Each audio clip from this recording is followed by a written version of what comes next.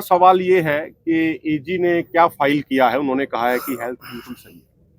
मैं माननीय एजी साहब से और अन्य जो संवैधानिक संस्थाएं हैं या जिन डॉक्टरों ने इस तरह की रिपोर्ट दी है, मैं उनसे बड़े सत्कार के साथ एक बात पूछना चाह रहा हूं कि आज सरदार जगजीत सिंह डल्लेवाल जी के आमरण अनशन का 25वां दिन है।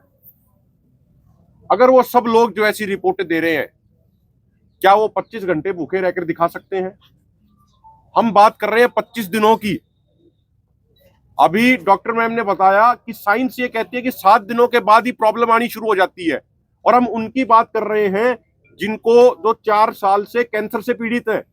और आज जो रिपोर्ट पेश करी गई है उसमें भी ये लिखा गया है कि पीएच से उनका नॉर्मल से बढ़ रहा है। जो पीएच से टेस्ट की रिपोर्ट आई है, यूरिक एसिड भी लगातार बढ़ रहा है। बाकी डिटेल रिपोर्ट हमारे पास आ जाएगी, उस पर भी हम चर्चा करेंगे। और मैं एक बात और उनसे पूछना चाह रहा हूं, तमाम डॉक्टरों से जो ये बातें कह रहे हैं, तमाम पदाधिकारी गण, तमाम संवैधानिक संस्थाओं पे बैठे लोग, चाहे केंद्र सरकार हो, चाहे राज्य सरकार हो, चाहे माननीय सुप्रीम कोर्ट हो, क्या वो इस बात की गारंटी लेने को तैयार है कि जगजीत सिंह डल्लेवाल जी को कुछ नहीं होगा? कल जिस तरीके की स्थिति बनी थी वो तो सबके कैमरों में रिकॉर्ड है। उससे कौन नकार सकता है कि 12 से 15 मिनट तक वो बेहोश रहे थे, उनके हाथ पैर भी रिप्लाई नहीं कर रहे थे। वो डॉक्टरों की जो हमारी टीम बैठी है, इन एक्सपर्ट डॉक्टरों ने पैरों की मूवमेंट करके, मसाज करके उनको धीरे धीरे उनका बीपी बढ़ाया। नहीं तो उनका बीपी इतना कम चला गया था कि मशीन ने डिटेक्ट करना बंद कर दिया था। अगर वो डॉक्टर ऐसा कह रहे हैं कि कुछ नहीं हुआ, सब कुछ ठीक है, तो वो लिखित में हमें गारंटी दे दे इस बात की कि इनको कुछ नहीं हुआ है, हम जिम्मेदारी लेते हैं। अगर वो ऐसी गारंटी लिखित में दे सकते हैं तो उनका स्वागत, आके वो लिख के दे।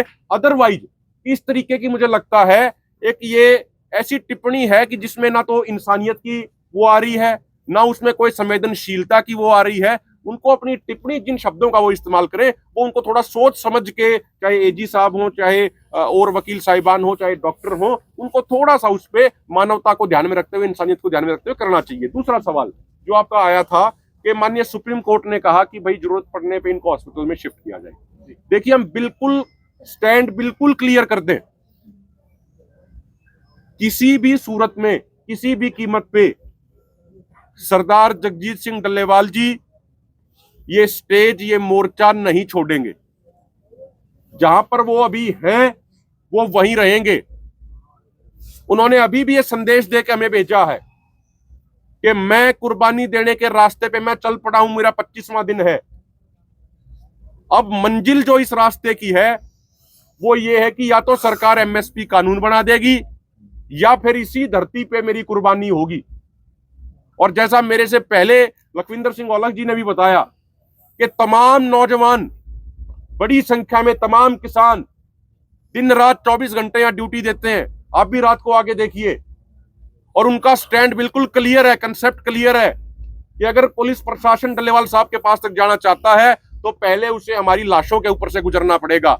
अब सरकार, प्रशासन, अन्य संवैधानिक संस्थाएं तय कर ले कि वो इतने किसानों की लाशें गिराना चाहती है या नहीं चाहती। ये फैसला उनको करना है। हमारा स्टैंड बिल्कुल स्पष्ट है, हमारा स्टैंड क्लियर है। और सरदार जगजीत सिंह डल्लेवाल जी ने भी ये कहना है उनका कि जितनी गंभीरता आज संवैधानिक संस्थाएं उनकी सेहत को लेकर दिखा रही हैं, अगर इतनी गंभीरता उन 7 लाख किसानों को लेकर दिखाई होती जो आज इस दुनिया में नहीं है, तो शायद ये स्थिति ना पहुंचती। और उन्होंने निवेदन भी किया है कि उनकी सेहत के ऊपर इतना ध्यान देने की बजाय, उनकी तबीयत के ऊपर इतना जोर लगाने की बजाय, वो केंद्र सरकार को डायरेक्ट क्यों नहीं कर रहे कि भाई आपके अलग अलग समय पे जो वायदे, आप उन वायदों को पूरा कीजिए। यही सरदार जगजीत सिंह डल्लेवाल जी की और दोनों फॉर्मों की भावना है। जी, एक बार सर वो हो चुकी है डल्लेवाल साहब जी, पर सुप्रीम कोर्ट ने ਹੁਣ ਅਗਲੀ ਸੁਣਵਾਈ ਹੈ ਜਿਹੜੀ ਉਹ 2 ਤਰੀਕ ਰੱਖਤੀ ਹੈ, 2 जनवरी। ਕਿਵੇਂ ਲੱਗ ਰਿਹਾ ਤੁਹਾਨੂੰ? देखो, हम सिर्फ एक बात कहना चाह रहे हैं, आज हमारी पूरी लोकतांत्रिक प्रणाली के ऊपर भी एक बड़ा सवाल है। वो सवाल मैं इसलिए कह रहा हूं, वो सवाल भविष्य का है।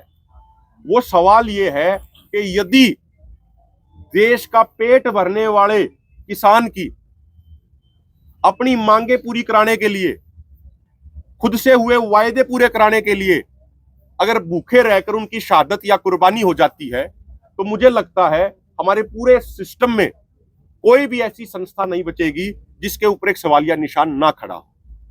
बाकी माननीय सुप्रीम कोर्ट हमारे लिए बड़े सत्कार के योग्य है, सम्मान के योग्य है, और इसीलिए सरदार जगजीत सिंह डल्लेवाल जी कल नाजुक हालत में होने के बावजूद वीडियो कॉन्फ्रेंस के माध्यम से जुड़े थे।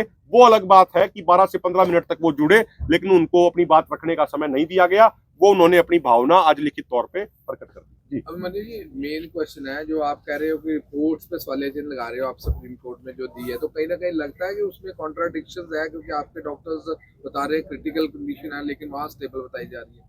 देखो, अब डॉक्टर क्या रिपोर्ट दे रहे हैं, क्या नहीं दे रहे, मुझे लगता है कि वो तो उसका जवाब खुद दे पाएंगे।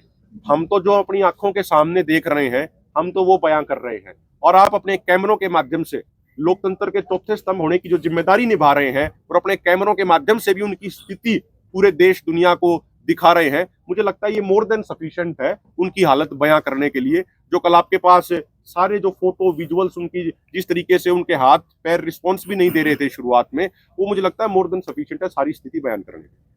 सर, आपने कल कहा था कि मूवमेंट बढ़ रही है पुलिस की आसपास के गांव में, लेकिन पुलिस ने कहा ऐसा कुछ भी नहीं है, ना तो हमने रोड ब्लॉक किए हैं, ना किसी गांव में पुलिस आई। देखिए, आप दिल्ली कटरा हाईवे को चेक कीजिए।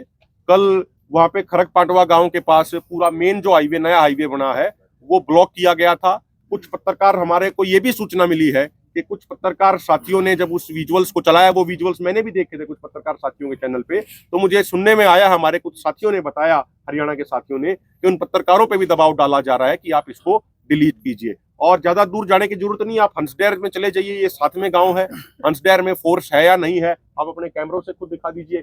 इधर पीपलथा गांव में है, वहां पे बड़ी संख्या में फोर्स डिप्लॉय करी गई है, नहीं करी गई है, आप अपने कैमरों के माध्यम से ही दिखा दीजिए। उसी बात से सारा सच मालूम पड़ जाएगा। की ओर से आ रही है, पंजाब की ओर? हरियाणा और पंजाब दोनों की तरफ से फोर्सेस की मोबिलाइजेशन लगातार बढ़ाई जा रही है, लेकिन जितनी बड़ी संख्या में कल सरदार जगजीत सिंह डल्लेवाल जी की इतनी नाजुक हालत को देख के नौजवान यहाँ पहुंच गए, और दिन रात नौजवान पूरे अलर्ट मोड पे रह के, खासकर रात के समय हमारी जो पूरे अलर्ट करने के लिए जो गाड़ियां चलती हैं, जो ट्रैक्टर चलते हैं, नौजवान जितनी मुस्तैदी से ड्यूटियां दे रहे हैं, उसके कारण अभी वो यहाँ पे हमला करने की हिमाकत नहीं कर पा रहे हैं। लेकिन वो कोई लूप होल तलाश करने की कोशिश कर रहे हैं कि कहीं उनको लूप होल मिल जाए, उसके बाद वो हमला करें। ठीक है सर। ਇਹ ਤੋਂ ਕਿਹਾ ਗਿਆ ਹੈ ਵੀ ਜਿਹੜਾ ਸੁਪਰੀਮ ਕੋਰਟ ਹੈ ਉਹ ਡੱਲੇਵਾਲ ਨੂੰ ਚੱਕਣ ਦਾ ਹੁਕਮ ਵੀ ਦੇ ਸਕਦਾ ਹੈ, ਤੁਸੀਂ ਇਹਦੇ ਕੀ ਕਹਿਣਾ ਚਾਹੁੰਦੇ ਹੋ? देखिए, मैंने आपको एक बात पहले ही स्पष्ट कही कि सरदार जगजीत सिंह डल्लेवाल जी कुर्बानी के रास्ते पर चल पड़े हैं। आज उनको 25वां दिन है। जो मंजिल है इस रास्ते की, वो या तो एमएसपी गारंटी कानून है, या इसी जगह पे उनकी कुर्बानी, उनकी शहादत है। इसके अलावा वो कोई तीसरा ऑप्शन उस मंजिल के लिए है नहीं। बहुत बहुत धन्यवाद।